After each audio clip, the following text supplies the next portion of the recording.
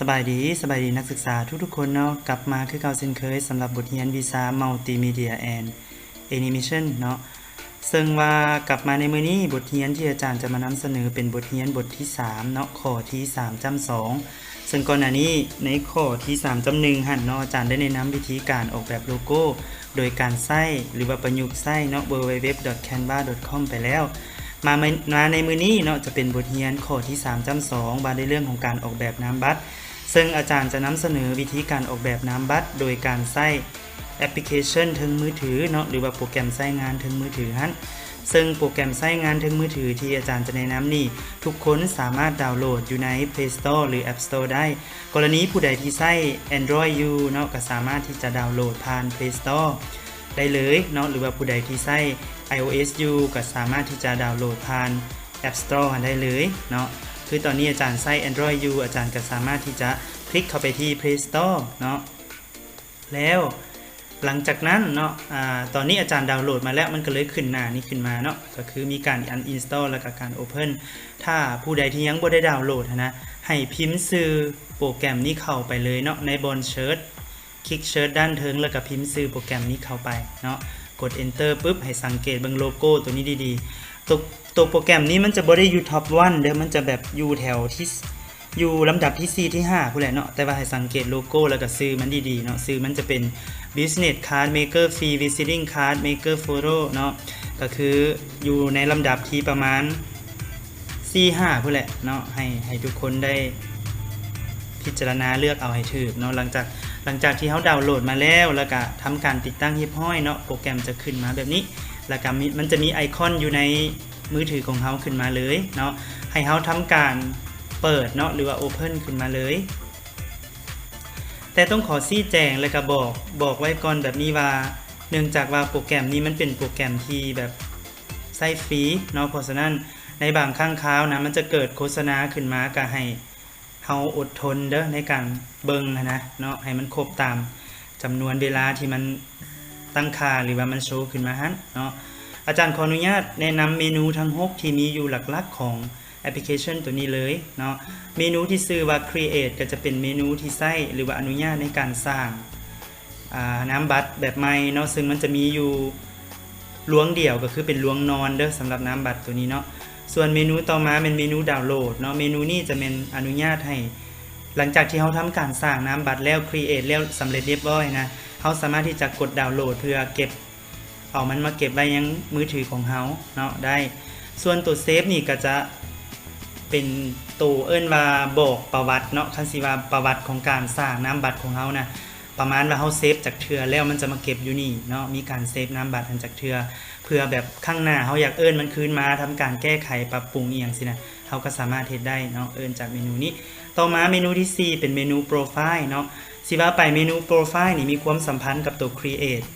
แบบโดยกงเลยเนาะเพราะว่าอยู่ในเมนูโปรไฟล์นี่มันเป็นการแต่งโปรไฟล์เฮานะเฮาสิเขียนชื่อนามสกุลเขียนอีเมลเบอร์โทรศัพท์เว็บไซต์บ่โลโก้เฮาเป็นแบบใดนะแม่นเฮาสามารถมาแต่งอยู่โปรไฟล์นี้ก่อนได้เนาะเดี๋ยวอาจารย์จะเฮ็ดให้เบิ่งว่ามันสัมพันธ์กันโดยกงกับ Create ทั้งเทิงนี่แนวใดเนาะส่วนตัวต่อมาภายหลังที่เฮาทำการออกแบบน้ำบัตรเรียบร้อยแล้วสำเร็จสมบูรณ์แล้วนะถ้าเฮาต้องการอยากแชร์น้ำบัตรของเฮาไปยังโซเชียลมีเดียต่างๆบ่ว่าจะเป็น Facebook WhatsApp Instagram หรือว่า Twitter อย่างต่างๆเนาะเฮาสามารถที่จะกดปุ่มแชร์นี่แล้วมันจะขึ้นแถบหรือว่าหน้าต่างของการเลือก2ทางในการที่เฮาจะเอาไปเผยแพร่ฮะอยู่ตามโซเชียลมีเดียต่างๆได้เลยเนาะตัวสุดท้ายจะเป็นเมนูเรทจะเป็นเมนูที่เอิ้นว่าเป็นการให้คะแนนสำหรับแอปพลิเคชันนี้ว่าซั่นไปรวมไปถึงการเขียนคอมเมนต์หรืออย่างต่างเกี่ยวกับการใช้งานโปรแกรมนี้นะว่าเฮามีความประทับใจหรือว่าต้องการอยากให้ผู้พัฒนามีการปรับปรุงเปลี่ยนแปลงได้แนวใดเนาะส่วนอันอื่นๆเนาะมันจะมีปุ่มของการตั้งค่าเฮาสามารถกดเข้าไปแล้วก็ทำการตั้งค่าโปรแกรมได้อยู่ในนี้เนาะว่าจะให้มันเป็นภาษาหยังนี่หยังสิแหละเนาะเฮาก็สามารถเลือกการตั้งค่านี้ได้ถ้าเฮาบ่มักเฮาก็สามารถปิดออกไปได้เลยเนาะแล้วก็นอกจากเมนูการตั้งค่าก็จะมีเมนูของการอัปเกรดเนาะกรณีที่แบบเฮามีเงื่อนไขเพียงพอที่จะจ่ายเงินอย่างต่างสินะครับก็สามารถที่จะกดอัปเกรดนี้ได้เพื่อเอาเวอร์ชันที่สมบูรณ์แบบที่สุดมาใส่อยู่ในเครื่องของเฮาเนาะแต่ว่ามันก็อาจจะต้องได้แลกกับการจ่ายเงินหรือว่าเสียเงินเล็กๆน้อยๆในการอัปเกรดนั้นเนาะ เพื่อ พื่อเป็นการเสียเวลาอาจารย์จะแนะนำวิธีการสร้างนามบัตรเลยเนาะให้ทุกคนคลิกเข้าไปที่เมนู Create นี่เนาะโปรแกรมมันจะทำการขึ้นหน้าตาแบบนี้ขึ้นมาให้เราได้เลือกเนาะถ้าว่าเราบ่มีแบบที่เรามักในใจหมายถึงมันจะมีแบบขึ้นมาเนาะตัวอย่างของนามบัตรนี่นะขึ้นมาให้เราได้เลือกอย่างหลวงหลายอยู่นี่เนาะก็สิมีทั้งตัวฟรีเดย์และก็ตัวที่ต้องจ่ายเงินเนาะสังเกตได้ไรว่าต้องจ่ายเงินให้เบิ่งด้านขวามือดีๆเด้อมันจะขึ้นคำว่าโปรขึ้นมาเนาะเป็นสีบัวอยู่จออาจารย์มันจะเป็นสีบัวเนาะตัวใดก็แล้วแต่ที่ขึ้นคำว่าโปรขึ้นมานะแม่นเราต้องได้จ่ายเงินเนาะคือตัวนี้นี่เห็นบ่มันจะต้องได้เสียเงินนี่นะเล็กๆน้อยๆในการซื้อมันมาเนาะแต่ว่าเราเริ่มใหม่ก็บ่จำเป็นต้องอาจจะเสียเงินก็ได้เราก็เลือกเอาตัวที่มันให้ฟรีมาเนาะยกตัวอย่างอาจารย์จะเลือกแบบใดแบบหนึ่งแล้วกันสมมุติว่าอาจารย์เลือกแบบนี้เนาะคลิกใส่มันบาทหนึ่งเห็นปะมันจะขึ้นเป็นรายละเอียดขึ้นมาให้เราตามที่อาจารย์ได้ตั้งค่าไว้ก่อนหน้านี้เลยเนาะหลายคนก็อาจจะสงสัยว่าของอาจารย์มันคือขึ้นข้อมูลอาจารย์มาเลยแบบบ่ได้ป้อนอีหยังเนาะอันที่จริงอาจารย์ได้ตั้งค่าอยู่โปรไฟล์ไว้เรียบร้อยแล้วเนาะมันก็เลยขึ้นรายละเอียดต่างๆมาแบบนี้เนาะถ้าผู้ใดยังบ่ได้ตั้งค่ามันจะขึ้นเป็นแบบตัวอย่างขึ้นมาซื้อๆเนาะเดี๋ยวอาจารย์กลับไปก่อนแบ็คไปก่อนเนาะอาจารย์จะบ่เซฟเด้ออาจารย์จะกลับไปโปรแกรมมันจะถามให้เรทตลอดดอกให้คะแนนตลอดเนาะออกไปซะบัดนี้เมาอาจารย์ใส่ยังบ่ทันคล่องปานใดเนาะมันอยากอืดๆแน่อยู่นี่ข้อมูลโปรไฟล์เนาะคลิกที่โปรไฟล์แล้วทุกคนสามารถที่จะมาแก้ข้อมูลอยู่นี่ได้หมายความว่าเทื่อก่อนนะอาจารย์ได้ทำการอัปเกรดบ่แม่นอัปเกรดเอิ้นว่าอัปเดตเนาะอัปเดตข้อมูลอาจารย์อยู่ในนี่ถ้าว่าเราต้องการอยากแก้ไขเราก็สามารถที่จะคลิกเข้าไปแล้วก็พิมพ์ได้เลยเนาะประมาณนี้หลังจากที่พิมพ์เรียบร้อยแล้วเนาะหรือว่ามีการปรับปรุงเปลี่ยนแปลงเรียบร้อยแล้วเมื่อกี้นี่อาจารย์จะบ่มีเอิ้นว่าตัวนามสกุลอาจารย์เทื่อเนาะแต่ว่าอาจารย์ได้เพิ่มเข้าไปแล้วอาจารย์จะกดเซฟเลยเด้อเนาะเราไปเลือกแบบใดแบบหนึ่งของนามบัตรที่มีอยู่นี่เนาะที่เป็นแบบฟรีนี้ข้อมูลที่เฮาแต่งเมื่อกี้นี่นะบ่ว่าจะเป็นชื่อเฮาหรือว่าเบอร์โทรศัพท์อีเมลอย่างต่างเนาะรวมไปถึงถ้าที่จริงมันสามารถตกแต่งได้อีกเนาะมันจะมีรายละเอียดอยู่ด้านข้างนี่เด้อสามารถที่จะเปลี่ยนแบ็คกราวด์เปลี่ยนตัวหนังสือใส่ไอคอนใหม่ใส่โลโก้ใหม่อย่างต่างแบบนี้นะได้เนาะบ่ว่าเฮาจะเลือกเทมเพลตใดแบบนี้นะข้อมูลของเฮานะจะติดไปนำเลยเพราะว่าเฮาได้แต่งโปรไฟล์ไว้แล้วเด้เนาะให้ทุกคนเข้าใจแบบนั้นเด้ออันนี้ถ้ามักแล้วเพิ่งพอใจแล้วแต่ว่าอาจารย์รู้สึกว่าอาจารย์บ่มักปานใดเนาะอาจจะเลือกแบบผิดอาจารย์จะกด yes ไปก่อนเด้ออาจารย์สิเลือกแบบใหม่มันเด้งออกมาเพราะอาจารย์บ่ได้เปิดผ่านอันนั้นเนาะขอโทษหลายๆอาจารย์จะเลือกแบบใหม่เอาเป็นแบบที่อาจารย์อยากได้ไส้เลยว่าง่ายๆเนาะตัวใดดีเนาะนี่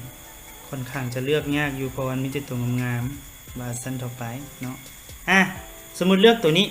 หลายคนก็อาจจะสงสัยว่าข้อมูลมันมาแต่ไสก็คืออาจารย์ได้เกริ่นก่อนหน้านี้ว่าอาจารย์ไปแต่งอยู่โปรไฟล์เนาะรวมไปถึงอาจารย์ได้ไปเลือกโลโก้อยู่ในหั่นไว้เรียบร้อยละบ่ว่าอาจารย์จะเลือกเทมเพลตใดมันจะออกข้อมูลของอาจารย์มาตามเทมเพลตนั้นเลยเนาะรวมไปถึงโลโก้นั้นสำหรับโลโก้นี่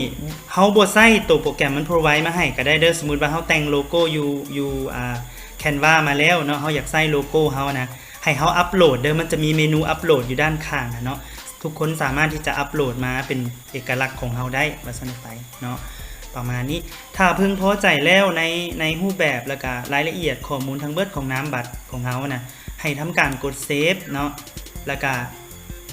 คลิกที่เซฟอีกบัตรนึงเนาะมันจะเข้าไปเก็บอยู่ในเมนูเซฟเมนูตัวที่2บทที่3อาจารย์บ่จือตอนทำอิทธิอาจารย์ในน้ำหั่นเนาะแล้วก็สามารถที่จะกดดาวน์โหลดเพื่อว่าเอามาเก็บไปในเครื่องเฮาแบบนี้นะเนาะมันจะมีปุ่มดาวน์โหลดอยู่นี่คลิกที่ปุ่มดาวน์โหลดจะสังเกตเห็นว่าก่อนที่มันจะให้ดาวน์โหลดนะมันจะขึ้นแบบนามบัตรมันต้องมี2ด้านมันบ่ด้านหน้าด้านหลังมันบ่มันจะขึ้นว่าตัวทั้งทำอิฐนี่เป็นด้านหน้าเลย